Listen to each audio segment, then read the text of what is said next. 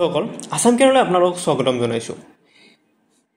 Director of medical এডুকেশ্যনৰ তৰফৰ পৰা এটা নটিচ জাৰি কৰা হৈছে, য'ত তেওঁলোকে ৰিচিডিউল নটিচ বুলি দিছে। আৰু ৰিচিডিউল কি কৰিছে, গ্ৰেড 3 নন টেকনিকেলৰ পষ্টৰ কাৰণে যিটো পৰীক্ষা হ'ব লগা আছিল, অহা 9 মাৰ্চত পৰীক্ষা হ'ব লগা আছিল গ্ৰেড 3 নন টেকনিকেল পষ্টৰ।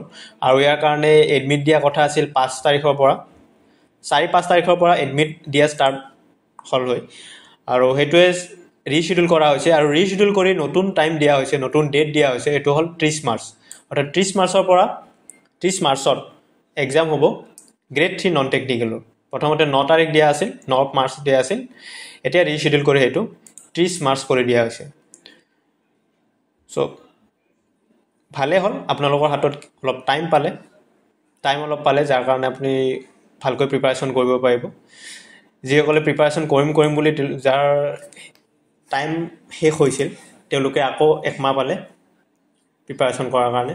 চ' 30 তাৰিখত এক্সাম হ'ব, আৰু প্ৰায় এসপ্তাহ আগৰ পৰা এডমিট দিব। চ' এইখিনি আছিল ভিডিঅ'টোত। থেংকছ ফৰ ৱাচিং।